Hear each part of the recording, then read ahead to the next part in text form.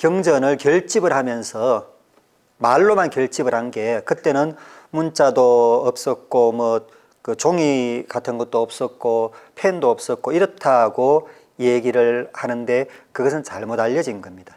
문자는 비록 본래 산스크리트의 데바나가리가 완전히 확립된 것은 무려 11세기입니다. 11세기.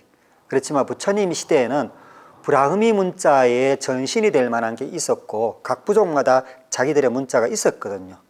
있었고, 그리고 종이류는 이런 일반적인 우리가 알고 있는 종이는 아니지만은 잎을 말려가지고 하는 그런 종이 대용할 수 있는 게 이미 발명이 되어 있었고요.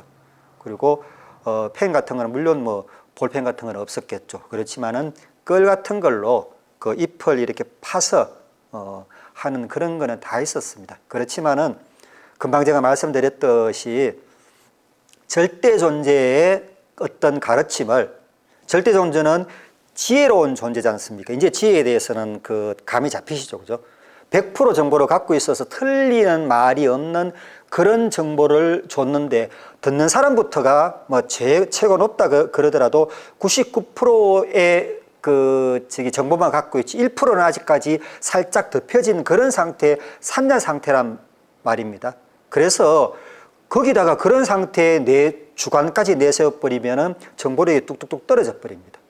그래서 내가 정보력 갖고 있는 그 상태에서 진짜 그대로 전달해 주기 위해서 수동태 문장, 그리고 나의 귀에 들려졌다, 이렇게 이제 쓰는 것이라고 그렇게 보시면 될 것 같습니다. 물론 불교에 들어와서는 부처님에 대한 존경심에서 도 그런 표현을 썼지만은요. 그래서 여시함은 이와 같이 나에 들려졌다. 한때 부처님께서 시라바스티국 기원정사에서 1250명의 대비구들, 큰 비구들, 이미 수행이 된 비구들과 함께 이제 공양을 나가셨다가, 탁발을 나가셨다가 들어오셔가지고 공양을 드시고 그 자리에 앉아서 법문을 시작하게 된 게 일본의 내용이란 말입니다. 그 가운데서 이제 한두 가지 짚고 넘어갈 만한 게 왜 1250인이냐. 그래서 경전에는 여기에 대해서 상세하게 설명이 되어 있습니다. 제일 처음 부처님께서 그 부다가야에서 성불을 하시고 나서 첫 번째 설법을 하신 게 그게 녹야원에서 오비구한테 설법을 하셨다고 그러지 않습니까? 열애철설법이라고 그럽니다. 그래서 그 오비구부터, 근데 솔직히 있는 그대로 좀 망상을 피워서 유출해서 말씀을 드리면은, 부처님께서 부다가에서 성불하시고 그 먼 바라나시 근처에 있는 녹야원까지 갈 때까지 입을 묵언하고 가셨겠습니까? 그런 의미로 따진다면은 첫 번째로 먹혀든 설법이라고 그렇게 보시면 될 것 같습니다. 그래서 어쨌든지 그 오비구, 그러고 나서는 바라나시에서 그 대부호의 아들이었던 야사와 거의 50인의 친구, 그리고 삼가섭과 제자, 목걸련, 그리고 사리불과 그 두 사람과 또 200명의 수행자, 이렇게 해서 1250명이 딱 형틀이 짜여지거든요. 그래서 부처님이 처음 설법한 사람부터 순서대로 초기에 설법한 사람들이 다 들어 있습니다. 그런데 실은 중간에 빠진 30명이 있어요. 언제 빠졌냐고 그러면은, 바라나시에서 야사와 그 친구들을 한테 설법을 해서 제자로 만들고 삼가섭이 있는 저쪽 그 부다가야 약간 위쪽입니다. 그래서 부다가야에서 성불하시고 이쪽으로 들어오셨다가 30명의 젊은이들을 만납니다. 그 얘기는 아마 많이 또 이 책 같은 데서 보셨을 겁니다. 그 30인의 젊은이들을 만나가지고, 이 30인의 젊은이들이 부부 동반해서 야외에 놀러 왔는데 뭐 무엇 때문에 그 보석을 잃어버려가지고 막 정신없이 그 사람들이 다 흩어져가지고 보석을 찾고 있다가 부처님을 마주칩니다. 그래서 부처님께서 불러 모읍니다. 너희들이 지금 생각해봐라. 보석 찾는 게 바쁘냐? 너희들 너 자신 찾는 게 바쁘냐? 그래서 인도식으로 말하자면 그럴 거라요. 보석 찾는 게 바쁘냐? 해탈하는 게 바쁘냐? 인도 사람들은 해탈하는 데에서는 불가주 천민도 그 생각을 갖고 있으니까요. 그러니까 당장 그 앞에 무릎을 꿇죠. 보석 갖고 이렇게 생활하고 결국에는 그거 다 없애고 그 출가해가지고 수행을 해야 되는데 그 얼씨구나 좋다 해서 부처님 앞에 앉아서 설법을 들었단 말입니다. 그리고 그 사람들이 부처님의 제자가 되지 않았냐? 다 됐단 말입니다. 그런데 그 사람들이 왜 1250인에 들어가지 않았냐고 그러면은 처음 법문인데도 부처님께서는 사람들의 건기를 보고 중생들의 건기를 보고 설법을 해 주셨답니다. 그래서 요 1250인은 전부 다 사성제 설법을 처음으로 해 주셨어요. 그런데 요 30명의 젊은이들한테 설법한 거는 설법 내용이 안 나와 있습니다. 그리고 다른 그 제자들이 된 사람들한테 설법을 했을 때는 그 뒤에 표현들이 얼마 있지 않아 전부 다 아란의 경지에 올랐다. 뭐 이런 식으로 꼭 아란이 아니더라도 굉장히 높은 경지에 올랐다. 이렇게 되어 있는데 30인에 대해서는 그런 말이 없습니다. 그래서 아마 뒤에 사람, 부처님이 뺀 게 아니죠. 부처님이 1250인을 정한 건 아니니까는 뒤에 사람들이 30인은 그럴 자격이 안 될 것 같다 해가지고 뺀 것 같습니다. 뭐 비유를 들자면은 풍선이 있는데 사성제 법문이라는 거는 이 바늘 법문이거든요. 풍선이 바람이 꽉 찼을 때는 톡 건드려주면 빵 터지죠. 그렇지만은 바람이 없이 그냥 땅에 있는 이 풍선은 도끼로 찍어도 안 터지죠. 그래서 우리가 무지몽매 이렇게 그 상태에 있는 사람은 풍선이 바람 빠져서 땅에 깔려 있다고 생각하시면 될 것 같습니다. 뭐가 필요하냐? 법문 아무리 들어도 법문이라는 거는 이 찔러주고 하는 터트려주는 어떤 그거거든요. 그 잘못 터트려줘 버리면은 그 바람도 못 집어넣지 않습니까? 그래서 우리가 뭐 신행생활을 하고 또 어떤 그 뭐 탁발을 한다든지 모든 이 수행생활을 하는 게 바람을 쫙 집어넣는 우리란 내 자신이라는 이 풍선에다가 바람을 집어넣는 그래서 1250명은 이미 부처님 만나는 그 순간에 바람이 빵빵하게 들어있는 그런 풍선이었다고 그렇게 생각하시면 될 것 같습니다. 그래서 부처님이 한 말씀만 해주니까 다 이제 아라한의 경지에 올랐기 때문에 1250인이라 할 때는 그 30인을 빼고서 이렇게 해둡니다. 그래서 우리가 이 오늘 뭐 금강경도 제가 이렇게 말씀을 드리지만은 금강경 내용만 알면은 성불할 수 있지 않습니까? 그 말은 바늘침 한 번만 맞으면은 이 풍선 터질 수 있습니다. 그러면 그 풍선에 바람이 들었냐 안 들었냐는 각자 다 판단하시면 됩니다. 판단 못 하시면은 옆에 사람한테 물어보세요. 그러면 조금 더 잘하는 사람은 알려줄 겁니다. 너는 풍선이 아니고 그냥 고무장판일 뿐이야. 이런 식으로. 그래서 이제 그거를 계속 하는 게 우리가 선행을 하고 악행을 멈추고 선행을 하고 또 공부할 수 있는 어떤 체력을 다지고 뭐 심지어 인도 사람들 같은 경우 요가도 이렇게 배우고 단련하고 그러지 않습니까? 그러고 나서 이제 부처님의 법문을 듣기 시작을 하는 거죠. 그래서 앞에 단계도 반드시 필요하다는 것을 1250인이라는 이 말이 또 일러주는 것 같습니다. 그래서 1250인들이 전부 다 비구라고 되어 있죠. 처음에는 비구니 여인성불을 여인성불이 아니고 여인은 성불할 수 없다라는 그런 개념은 실은 불교에서는 없습니다. 그래서 여인은 해탈할 수 없다라는 것은 브라만교 교리거든요. 브라만교 교리. 왜? 해탈의 인자인 아트마는 남자한테만 들어있다고 그럽니다. 불가주 천민은 없고 그 위에 세 단계 계급인데 그 중에서도 남자한테만 있고 여자한테는 없다고 되어 있습니다. 그래서 이제 불교에서도 인도 관습이 그러니까는 여자들을 출가자로 받아들이지 않았다가 부처님이 안 한다가 하도 이 부탁을 드리니까는 당신의 양모를 받아들인 게 최초의 비군이죠. 그래서 지금 생각하면 아이고 뭐 그럴 수도 있지.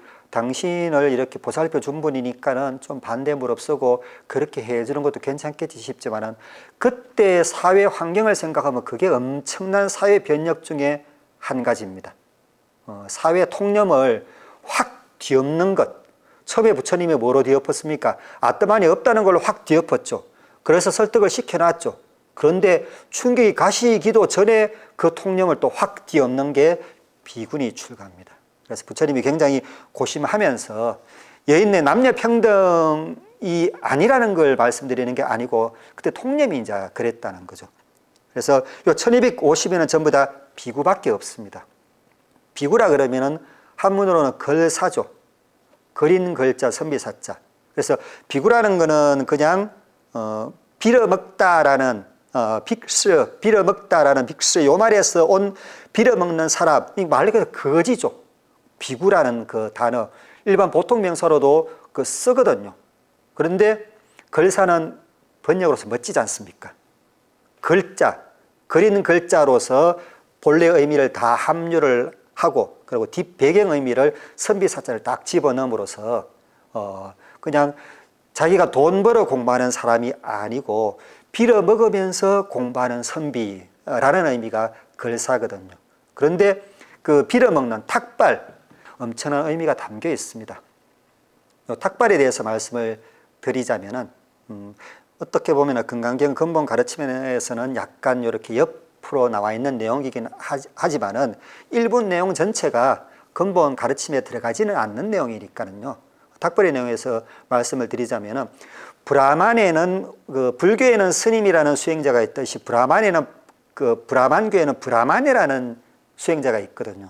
옛날 한문식으로는 바라문입니다. 바라문교 바라문이라고 그러죠. 그래서 브라만의 그 브라만 수행자의 일생을 이렇게 보면은 3단계 또는 4단계로 갈라집니다. 제일 첫 번째 단계가 뭐냐고 그러면은 이제 어느 정도 철이 들어서 공부를 할 수 있게 되었다 싶을 때 나이는 약간씩 틀립니다. 브라만은 8살 때부터거든요. 12년 동안 선생 집에 가서 선생하고 1대1로 딱 붙어서 공부를 합니다. 12년 동안. 요게 학생기입니다. 첫 번째 단계.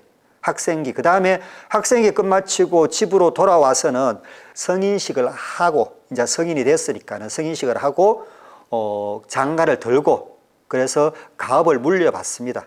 가업을 물려받아서 내가 다 가업을 물려받아서 혼자 할 수 있을 때쯤에는 부친은 나처럼 학생기, 가주기 지나가고 있겠죠. 가주기를 끝난 상태니까요. 나한테 부친이 아들한테 가업을 다 물려주는 단계가 아들은 가업을 넘겨받는 단계지만은 부친 입장으로 봐서는 가주기를 마치는 단계입니다. 그러면 가주기를 마치면은 모든 것을 다 내려놓고 숲속으로 들어갑니다. 이것을 이제 출가라고 합니다. 불교에서 출가가 생긴 게 아니고 불교에서는 브라만교식 출가를 형태를 받아들인 것일 뿐입니다. 부처님도 출가를 하셨고 그건 우리가 익히 잘 알고 있지 않습니까? 그런데 인도의 전통적인 출가라는 것은 모든 것을 내버려 두고 진짜 필요한 도구, 지팡이, 물 떠먹는 그릇, 그리고 밥을 받아 먹을 수 있는 쟁반 같은 것, 그런 거 몇 가지만 갖고 들어갑니다. 집도 없어요. 인도는 또 뭐 특별한 날씨가 아니면은 밖에 있는 게 더 시원할 정도니까는. 그래서 모든 인연을 끊습니다. 그래서 내가 어떤 집안의 부잣집 집안에서 잘 이끌고 그 지역을 잘 다스리고 했으니까는 나한테 다 알아서 안 그러면 우리 집에서 밥 갖다 주겠지 그런 게 아니고 여기 있는 사람이나 출가하는 사람이나 완전히 인연을 끊는다고 생각합니다. 이게 이제 불교에서 출가하면서 인연을 끊는다는 생각하고 똑같거든요. 그것을 그대로 받아들인 거니까. 그래서 공양을 주는 사람도 그 줄 수 있는 대상이 뭔가 그러면은 수행자가 누가 어떤 지역에 와 있다고 그러면은 그 지역에서 갖다 줄 수 있는 사람이 대충 서로 묵시적인 순번을 정해서 갖다 주는 겁니다. 막 이렇게 뷔페식으로 갖다 주는 게 아니고 짜파티 한 장, 전병 있죠. 전병 한 하루 먹을 한 2장 정도. 그리고 누렇게 생긴 거 이상하게 생긴 카레에다가 어떨 때는 좀 넣어가지고 이렇게 끓여가지고 그거 딱 한 번, 하루에 한 번, 일종식이죠. 하루에 한 번 그대로 갖다 주면은 수행하는 사람은 가만히 앉아 있다가 갖다 주면 먹고 안 갖다 주면요 굶습니다. 그래서 우리 지역에 우리 지역에 있는 숲속에 수행자가 들어왔다고 그러면은 사람들이 전부 다 긴장을 합니다. 긴장을 해가지고 진짜 수행자인지 아닌지 알아봐서 진짜 수행자라 그러면은 인도 전례상 갖다 주게 되어 있습니다. 그래서 이제 이게 그 학생기, 가주기, 살림기입니다. 요 세 단계가 이제 그 원래 브라만의 3단계입니다. 그런데 불교 영향으로 네 번째 단계가 생긴 거는 뭐냐고 그러면 옛날에도 없지는 않았지만 네 번째 단계는 이제 공부가 어느 정도 됐다. 내 금생에는 공부를 더 못하겠다 싶으면 다시 속세로 돌아와서 자기 집으로 가는 게 아니고 사회의 스승이 됩니다. 이 집 저 집 다니면서 사람들 고빈 들어주고 어떤 브라만의 어떤 가르침도 이렇게 전달해주고 하는 사회의 스승 역할을 하는 그런 게 이제 유랑기라 그러거든요. 유랑기라 그러는데 그것까지 합치면은 네 번째 단계인데 그런데 이 다 단계를 거치지 않고 월반을 해버린다든지 안 그러면은 저 길가에 있는 불가족 천민이 숲속에 앉아가지고 나 수행자니까는 공양 바쳐 누가 갖다 바치겠습니까? 안 갖다 바칩니다. 불가족 천민은 둘째 치고 밑에 계급을 아예 둘째 치고 브라만인데도 중간 계급으로서 그 월반을 해서 그 단계를 뛰어넘어서 가서 앉아 있으면 안 줍니다. 이게 안 줘도 될 근거가 있는 거죠. 주고 싶지도 않은 걸 주는 거니까. 내 해탈을 위해서 주는 고통스러운 거니까요. 그런데 그렇게 월반한 분이 있죠. 부처님이지 않습니까? 그래서 가주기 때 가죽이 아들 라울라 낳아서 라울라 교육시켜가지고 라울라 따라 왕위를 잇게 한 다음에 출가를 해야 되는데 라울라 태어나자마자 바로 그냥 출가를 해버렸지 않습니까? 그러니까는 안 갖다 주죠.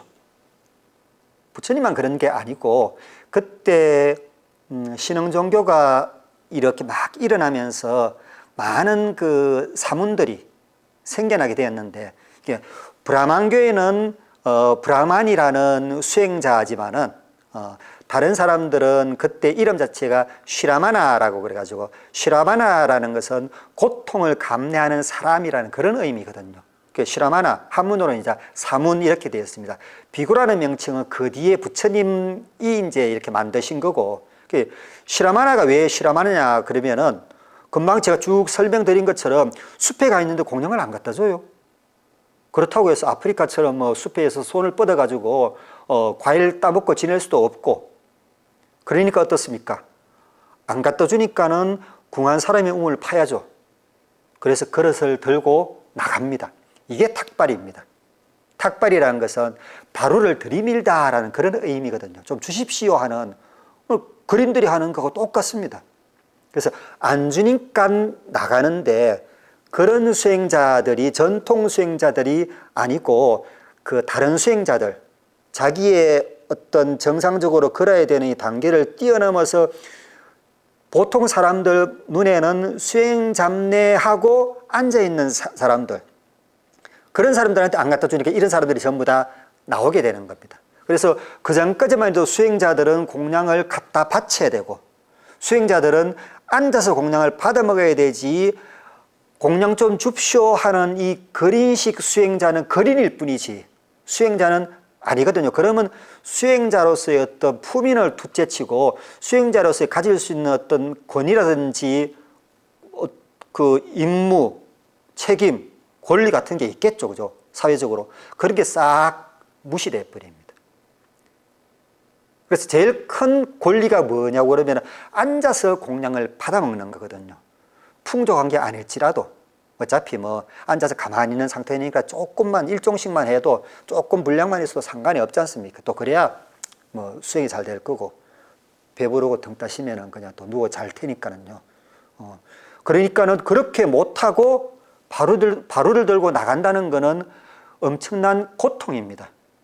그래서 그 고통을 감내하는 사람들이라 해서 저 사람들은 수행자로서의 그 지킬 것도 못 지키는 그런 사람들이다 해서 이제 붙여진 이름이 사문입니다. 그래서 이게 이제 탁발이고, 그렇게 탁발해 먹는 사람, 탁발해 먹으면서 공부를 한다고 그래서 빌어먹는 선비, 이 비구라고 그럽니다. 비구. 그런데 이제 성단이 그 부처님께서 많이 포교를 하고 많은 사람들이 불자로서 귀의를 해서 많은 사람들이 불교 쪽으로, 성단 쪽으로, 성가 쪽으로 이렇게 공양을 올 거지 않습니까? 다른 브라만 그 수행자들처럼 더 많이 오겠죠. 더 많이 와서 공양을 해도 그러면은 이제 탁발을 안 나가도 됐죠. 탁발 안 나가고 가만히 앉아가지고 이렇게 공양을 받아 드셨으면 됐는데, 그런데 부처님께서 탁발하라는 이 법식을 바꾸지를 않으셨습니다. 그 이유는 이제 우리 몇 가지 유추해 볼 수가 있는데, 가장 큰 거는 무엇보다도 탁발하는 그 자체는, 탁발을 하려면 어떻습니까?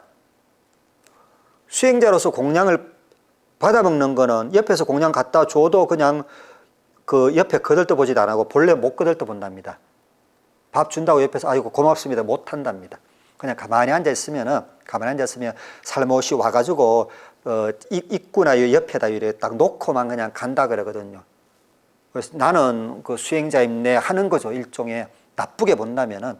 그런데 탁발을 그 바로를 들고 나가서 탁발 한다는 거는 일단은 말은 안 하더라도 내 온 신호는 주장자 같은 걸로 퉁퉁 치더라도 밥 달라고도 안 그러고 가만히 있다가 한 얼마 정도 있다가 밥 안 주면 그냥 또 다음 집 가고 7집까지 다 돌았는데도 먹을 게 부족하다. 그래도 그냥 돌아오죠. 그러다 보면 어떻습니까? 막 이렇게 막 어깨에 힘 딱 주고 막 눈에 힘 들어간 채로 야, 밥 줘! 그러면 밥 안 주겠죠. 그러니까 하심. 아이고, 이렇게 힘들어서 농사 짓고, 돈 벌어서 쌀 사서 밥 지은 이 공약물을 직접 드셔야 되는데 드시지 않고 제가 공부한다니까 이렇게 주니까는 고맙습니다. 이거 받아서 열심히 공부하겠습니다. 이게 이제 수행자로서의 하심이거든요. 그래서 그 하심시킬 수 있다는 게 굉장히 큰, 부처님이 그래 보셨겠죠. 기존의 수행자들은 하심이 안 돼 있어서 하심을 뛰어넘는 그런 수행력이 있어서 많은 그 수행자들이 또 훌륭한 수행자들이 나왔지만은 하심이 있으면은 근기가 좀 덜 되더라도 하심 때문에 사람들이 수행하는 게 분명히 있을 거다. 그래서 탁발을 지속하셨다고 그럽니다.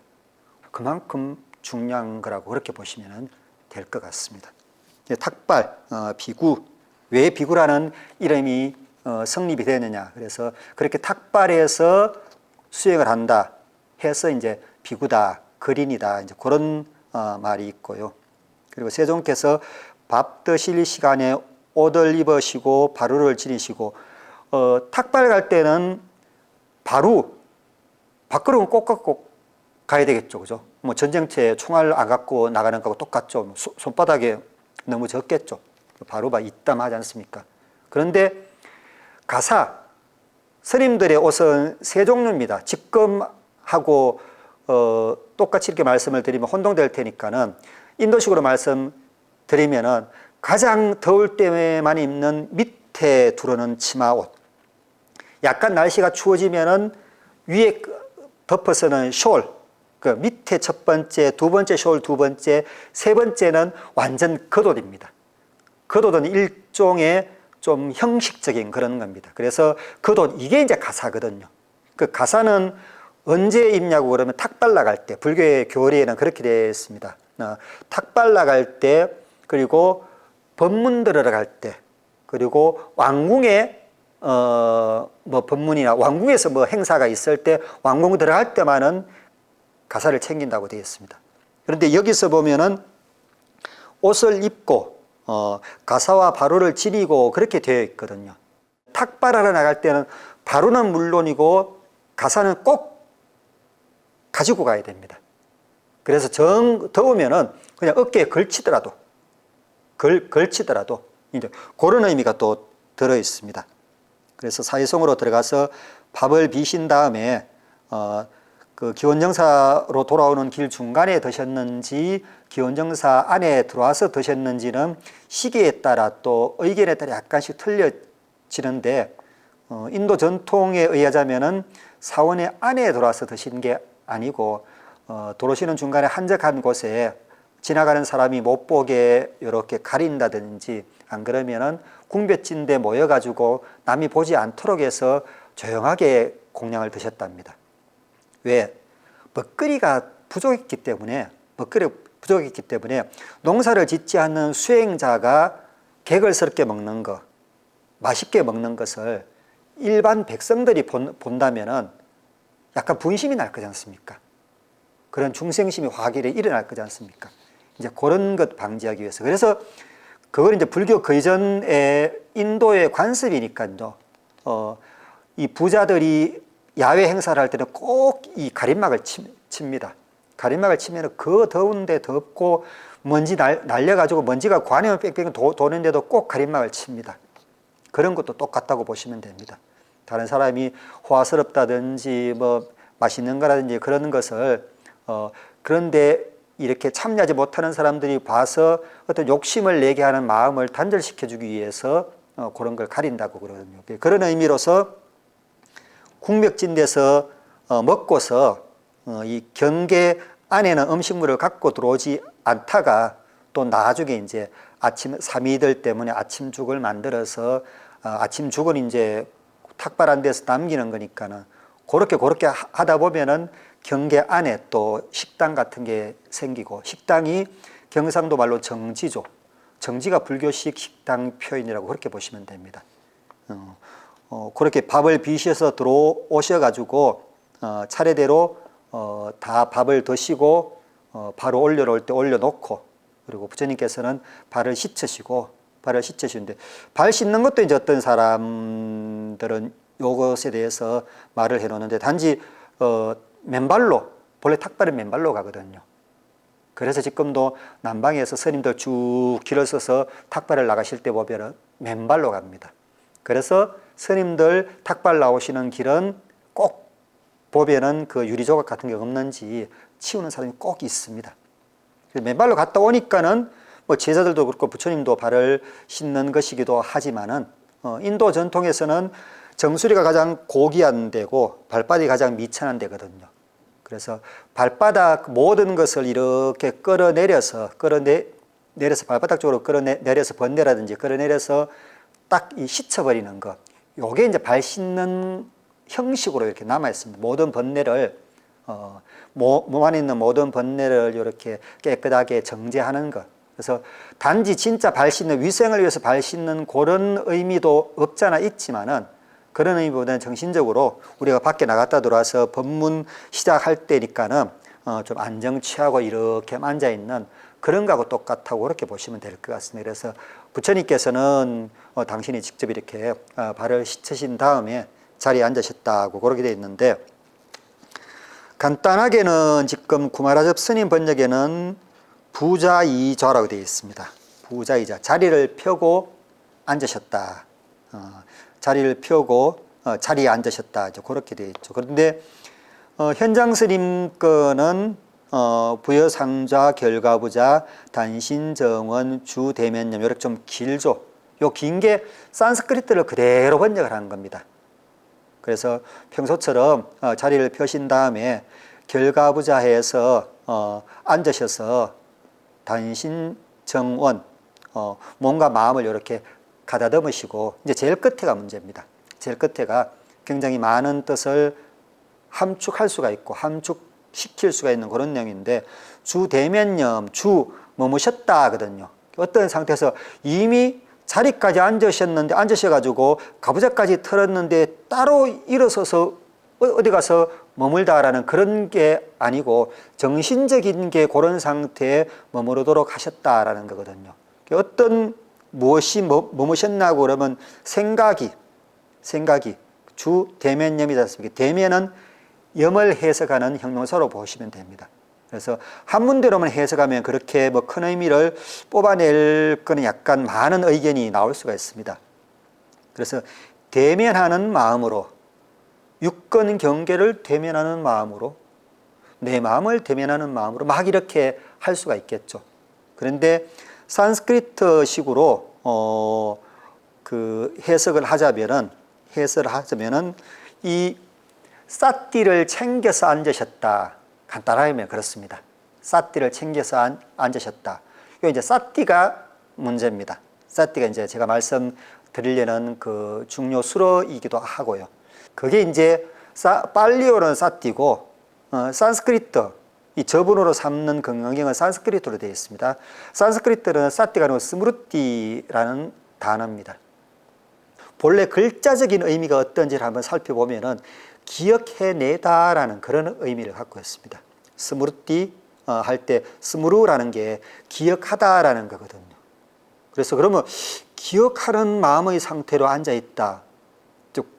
거기에 약간 설명이 들어가야 되는데 어떤 설명인가 그러면은 부처님께서는 금방도 제가 설명을 드렸습니다마는 1250명이나 되는 뭐 그까지 안 가더라도 오비구와 야사 및 그 50인의 친구 한 60명 정도 됩니다. 그때부터 그 포교를 시켰거든요. 당신 곁을 떠나서 당신이 없는 자리에 가서 내 가르침을 전하라고 전교를 시킵니다. 전교를 시키면서 인간은 됐겠죠. 오비구한테 이렇게 얘기해 보니까는 내가 같이 수행했던 사람이고 내 가르침을 또 건네줘 보니까 막 한마디만 하면 10마디 쫙 알아듣는 건 그래요. 그래서 이제 됐어. 또 바로바로 아라한의 경지에 한 명은 좀 뒤에 들었습니다만 한 분은 뒤에 들었습니다만은 아라한의 경지에 좀 들었었고 야사와 친구들도 그랬답니다. 야사는 이제 첫 번째 법문에서는 아라한의 경지에 못 들고 야사의 부모한테 부처님이 설법할 때 그 얘기를 옆에서 듣고 야사는 아라한의 경지에 들었답니다. 그래서 그런 사람들일지라도 포교를 성교를 떠나 보낼 때는 네가 알아서 해 방식으로 해버리면은 많이 내용이 이렇게 분분하게 일어나겠죠. 만약에 한 30년이라든지 최소한 10년, 30년 부처님하고 같이 살았다 하고 그러면 부처님 밑에서 계속 공부했다고 그러면 말 안 해도 그냥 알겠지만은 그러더라도 또 자기 근기에 따라서 설법 내용이 달라질 거지 않습니까? 그래서 부처님이 쓴 방식이 어떤 방식인가 하면은 가르침을 설법을 해요. 설법을. 법문을 하시는 거죠. 가르침을 쭉 펼쳐놓고서는 가르침이 끝나고 나서는 그 가르침의 요약집을 당신이 직접 혹은 상수 제자를 시켜서 정리를 하게 합니다. 그게 니까야입니다. 니까야 전체가 그렇지는 않지만 상당 부분이 니까야가 그런 부분들입니다. 그래서 3시간짜리 법문을 듣고서 법문을 들은 사람은 그 내용을 어느 정도는 기억을 하고 있겠죠. 그런데 이 상태에서 100% 이해를 했다 그러더라도 멀리 가서 1년 후에 법문을 하려고 그러면은 기억이 가물가물하죠. 원래 내용은 그대로 일러줄 수 있다고 그러더라도 표현 같은 게. 그렇지만은 그 표현을 또 다른 사람이 오해를 할 수가 있지 않습니까? 그래서 3시간 법문을 하고서 짤막한 그 말이 경전이지 요약집을 이렇게 요약을 해가지고 말로 다 요약하는 거죠. 그때 글로 쓰는 게 아니니까요. 말로 요약을 해가지고 그것을 외우게 합니다. 그래서 어떤 사람이 내가 성교를 포교를 보낼 내 제자들을 인가하는 것은 내 법문을 다 듣고 그 법문에 대한 요약집을 다 외우고 그리고 법문을 시켜가서 들어봤을 때 내용이 다 전달이 되는 그런 사람들을 오케이 하는 겁니다. 그래서 그런 사람들이 이제 성교를 나서게 되는 거고요. 그러니까 그렇게 외운 상태에서 기억할 거는 기억하고 외울 거는 외운 상태에서 만약에 서울에 있다가 저 목포에 갔다고 칩시다. 목포에 갔는데 본래 있던 그 종교 집단 사람들이 쫙 이렇게 몰려와가지고 뭘 한다. 그러면 이 문제에 대해서 막 그 논쟁을 하고자 한다고 그러면 그 문제에 대해서는 저 사람들을 굴복시켜야 되는데 어떻게 굴복시킬까 이제 방법을 생각해내야 되겠죠. 그래서 부처님 방식으로 공부를 안 한 사람 같으면 단지 내가 익힌 방식을 잘 대충 이렇게 조합해가지고 그 방법을 썼겠지만은 부처님은 그 방법까지 가르쳐 줬거든요. 그래서 그 단계에서는 그 다음 단계 뭘 하냐고 그러면은 부처님의 가르침을 기억해내는 겁니다. 요게 사띠입니다. 부처님의 가르침을 기억해내서 부처님의 가르침을 쭉 이렇게 살펴보는 겁니다. 아, 부처님께서는 이렇게, 이럴 때는 이렇게 하고 또 이럴 때는 이런 문제가 생기면 이런 걸로서 번뇌를 없애고 쭉 가르쳐 주셨으니까는 그런 걸 쭉 이렇게 훑다 보면은 지금 내가 맞닥뜨린 케이스하고 사회적인 문제라든지 그런 법문해야 되는 거하고 맞는 게 있겠죠. 맞는 게 있으면은 그 법문을 그대로 인용해 가지고 처음 법문할 때는 그냥 얘기부터 시작하는 게 아니고 부처님이 일러 주셔 가지고 기억하라는 그 개송을 읊습니다. 뭐 어쩌고 저쩌고 어쩌고 저쩌고 그런 방식이 아직까지 한국에 남아 있죠.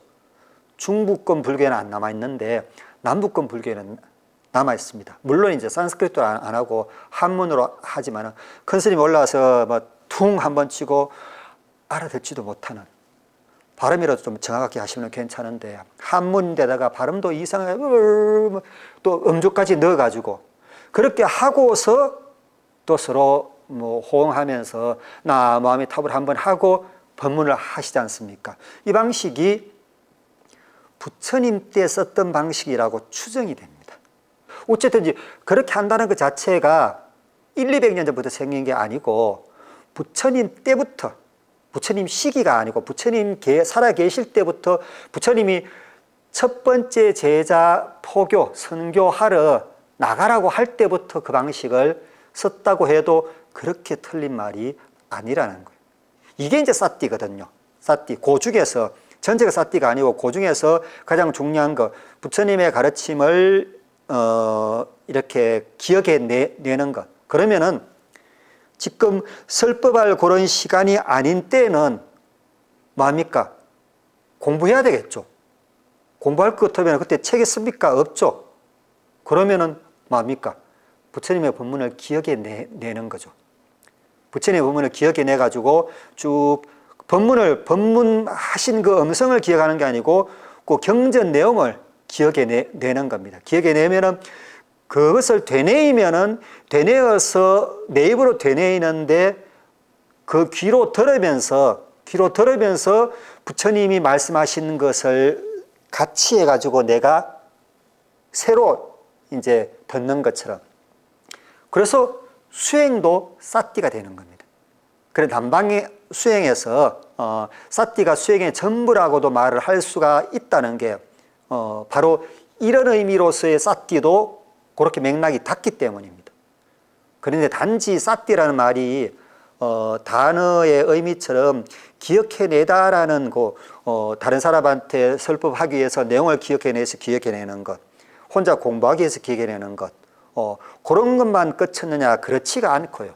그렇지가 않고 부처님 계실 때 부처님이 직접 설하신 남방경전에 어떤 내용이 있나고 그러면은 구차제정이라 해서 구차제정에 선정이 될 때 구차제정은 이제 색계사선, 무색계사선, 멸진정입니다. 사사하나 9개죠. 9개 선정에 될 때 사띠만 챙기면은 선정의 가장 그 잘못된 점인 무기로 빠지지 않고 이 잘못 선정에 들면은 무기로 빠져가지고 그냥 헤어나지 못한다 그러거든요. 뭐 저는 직접 해본 경험은 없어서 아직 그 단계까지는 안 가서 들은 풍월입니다만은 그렇기 때문에 사띠만 챙기면은 구차 재정에 들어서도 그 선정에서 마음대로 들어갔다 나왔다 할 수 있는 힘이 바로 사띠라는 힘이다라고 말씀하신 게 부처님의 직설 가운데 나와 있습니다. 구차 재정이라는 것은 일종의 깊은 동굴이죠. 그 선정의 상태라는 것은. 그러니까 지혜를 가진 사람은 그게 밝은 광야지만은 지혜를 갖지 못한 사람한테는 깊은 동굴이거든요. 근데 지혜는 처음부터 갖지 못한다 그래서 산야를 가질 수밖에 없고 점차 지혜 쪽으로 가야 된다고 말씀을 드렸습니다. 그래서 처음 구차 재정 들어가서는 그 캄캄한 그 상태에서 안 되겠다 싶어 빠져나오려고 그러면은 흡사 그 호랑이 굴에 들어가는 거하고 똑같다고 그렇게 보시면 될 것 같습니다. 호랑이 굴에 들어가서 호랑이를 내가 휘어잡아서 조절해서 데리고 나오면은 내가 모든 백수의 왕이 되는 거고요. 그러지 못하면은 잡아먹히거든요. 그 구체적인 선정 상태가 뭐 심지어는 그렇다고도 이렇게 비유할 수 있을 정도로. 그런데 그런 호랑이 굴에 들어갈 때 우리 어떤 교훈을 씁니까? 호랑이 굴에 들어가도 정신만 차리면은 살아남는다고 그렇게 얘기를 하지 않습니까? 그래서 구차 재정에 들어가도 쌌띠만 챙기면은 빠져나올 수 있다. 이 말하고 똑같습니다. 그래서 쌌띠를 챙기는, 쌌띠 말고 쌌띠를 챙긴다는 것은 정신 차림, 정신 챙김, 이렇게 보시면 또 될 것 같고요. 그리고 지금 제가 여러분들한테 지금 동시간에는 있지도 않은 여러분들한테, 미래 여러분들한테 막 얘기를 하지 않습니까? 그래서 정신없이 얘기를 할 수도 있고, 정신을 챙겨서 얘기할 수도 있고, 이 두 가지로 갈라서 생각해 볼 수가 있습니다. 자, 제가 이렇게 대면 강의가 아니고 비대면 강의는 제 기획에 처음입니다. 그래서 오늘 많이 처음에는 초창기에는 많이 헤맸거든요. 그때는 정신을 못 차리고 했습니다. 정신없이 했습니다. 정신없이 했는데 시간이 조금 지나도 보니까는 그래도 앞에 사람이 있다고 생각하고 뭐 이래 해보니까는 정신이 차려지거든요. 그러면은 정신을 차리고 강의를 하는 것하고 정신을 차리지 못하고 정신없이 강의를 하는 거하고 어떤 차이가 있냐고 그러면은, 강의를 하기 위해서 제가 준비를 덜 해왔으면은 그거는 뭐 별 문제가 안 됩니다. 강의 해봤자 그놈이니까요. 그런데 준비를 많이 했다고 칩시다. 준비를 많이 했다고 치면은 준비 많이 한 것을 갖고 와서 내가 처음 오는 자리고, 안 그러면 진짜 막 위에 높은 사람도 있고 내한테 부담스러운 사람도 있고 해가지고 제가 정신없이 강의를 했다면 어떤 그 상태인가 그러면은 공부한 만큼, 공부된 만큼, 내가 숙달시켜서 준비한 만큼만 쏟고서 끝납니다. 그러면은 그 강의 자체는 뭐 별 문제가 없겠죠. 잘 됐겠죠. 말도 그냥 있는 내용 그대로 이렇게 전달이 되는 거니까요. 그런데 저같이 강사 입장에 있는 사람 같은 경우에는 뭐가 필요하냐 그러면은, 왜 자꾸 강의를 하려는 욕심을 내냐고 그러면은, 혼자 공부하는 것하고 같이 공부하는 것하고 얻을 수 있는 단계가 틀리거든요. 얻을 수 있는 종류가 틀립니다. 그것도 심지어 금강경에 나와 있습니다. 그것도 뒤에 말씀을 드리겠습니다. 그래서 정신을 차려서 이 강의를 한다는 말은 뭔가 그러면은, 앞에 지금 한 10분 정도가 이렇게, 뭐 10분은 적고 한 100분 정도가 이렇게 있다고 칩시다. 그러면 제 강의를 듣고 눈빛이 반짝반짝해서 있다고 치면은, 제가 강의를 하면서 강의하는데 공부 준비했던 내용을 던지면은 반응을 보일 거지 않습니까? 그 반응에 따라서 강의 내용이 달라집니다. 왜 달라지냐 그러면은, 강의 내용을 쏟기만 할 때는 반응을 못 본다는 것은 실은 눈으로도 보지만은 내가 뱉은 말을 내가 듣기도 하거든요. 이게 내가 뱉은 강의를 듣는 사람의 눈빛을 보고 모션을 보고, 그러고 내가 하는 말을 내가 듣는 그 상태는, 그러면 내가 강의를 하는데 듣는 사람은 누가 듣냐? 내 정신 중에 한 7, 80%는 강의하는데 할애를 하는 거고, 그 정신 중에 일부를 실은 옆으로 이렇게 빼놓아서 그것으로 하여금 내 강의를 내가 듣게 하는 겁니다. 그렇게 하려면 이제 강의하는 그런 게 좀 많이 연륜이 쌓이고 숙달이 돼야 되겠죠. 그러면은 강의하면서 하는 내용이 막 달라지는 겁니다. 그래서 혼자 공부할 때는 도저히 안 풀리던 문제가 강의할 때 풀리는 경우가 심심찮게 많습니다. 그렇게 정신 차려야 하는 것, 쌌띠를 챙겨서 하는 거거든요. 쌌띠를. 그래서 앞에 100분이 계시면 실은 이 강의를 듣는 사람의 숫자는 101명이 됩니다. 그리고 아무리 뛰어난 사람이 앞에 앉아가지고 내 강의를 듣더라도 그 101명 중에, 나를 포함해서 101명 중에 그 강의를 가장 가치 있게 똑바로 듣는 사람, 그 강의에서 가장 많은 것을 갖고 가는 사람은 쌌띠를 챙겨서 자기 강의를 자기가 낱낱이 듣는 강사입니다. 그런 분야에서도 쌌띠라는 것을 우리가 생각해 볼 수가 있습니다. 심지어는 막 얘기를 하다가 뭐 강의든지 안 그러면 이런 거를 이제 일반 생활에서도 느껴보셨을 겁니다. 막 얘기를 하다가 내 얘기를 내가 들으면서 오늘은 이거는 없었던 얘기인데 거짓말인데 내가 하게 되는구나. 이 말 나중에 탄로하면 어떡하지? 그렇게 느끼실 때 있죠. 그런 것도 살짝은 쌌띠가 챙겨진 상태에서 내 말을 듣는 거거든요. 그래서 쌌띠가 챙겨져서 말을 할 수 있는, 강의를 할 수 있는, 경전을 설할 수 있는 사람은 강의를 하면서 내 강의를 조절해 나갈 수가 있습니다. 내가 지금은 많은 사람들이 막 좋아하고 간혹가다 박수도 치고 막 뒤에서는 막 선임 막 잘한다고 막 이래서 하니까 내가 도심이 쭉 일어나가지고 막 들떠가지고 강의 내용이 약간 흩어질 때가 있습니다. 정신없이 하면은 흩어지는 것을 느끼지 못하니까 해버립니다. 그대로. 실수하는 거죠. 그런데 쌌띠를 챙긴 상태에서는 내가 지금 뒤에 사람이 저런다고, 저 몇 분이 내 아는 사람이 그런다고 나한테 도심이 일어나네? 야, 이거 좀 눌러야 되겠다. 딱 누르고 강의를 계속하는 것. 그래서 그만큼 쌌띠는 24시간 챙겨야 되는 것. 내 생각을 챙기는 것은 마음 챙기는 거죠. 마음 챙기는 것. 더 정확하게 말씀드리면은 생각 챙기는 겁니다.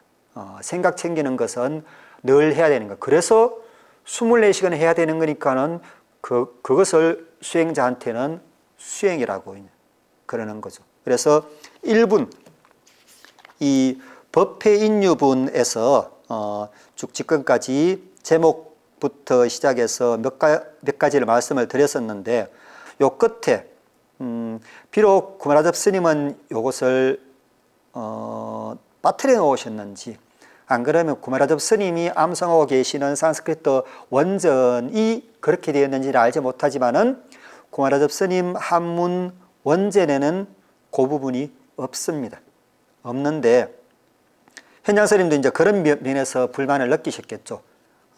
현장 스님이 본 다른 판본에는 쌌띠라는 게 있는데, 스무리떼라는 게 있는데 대면념이 그렇게 중요한데 왜 그것을 번역해 놓지 않으셨을까? 그래서 인도까지 갔다가 오셨지 않습니까?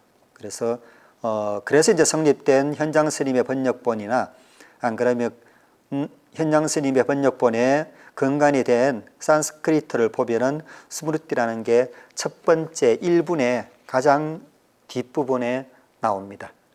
그런데 이제 그런 점을 보고 제가 그렇게 쌌띠를 강조했다는 것을 또 빌미로서 이렇게 말씀하시는 분들도 있을 수 있겠죠. 야, 그러면은 금강경에서 진짜 중요한 거는 1분에서 다 끝난다. 1분만 공부하면 다 된다. 근데 1분은 준비 운동입니다. 진짜 중요한 거는 2분을 건너뛰어서 3, 4분에 다 몰려 있습니다. 그리고 5분부터 32분이죠. 32분까지는 그의 보완적인 성격인 것이고, 그래서 오늘은 중요한 쌌띠가 들어있고 탁발, 그리고 언제라도 명료한 그 정의를 간직하고 계시면 좋다 싶은 그 반야, 이런 게 들어있는 1분의 내용을 오늘 말씀을 드렸습니다.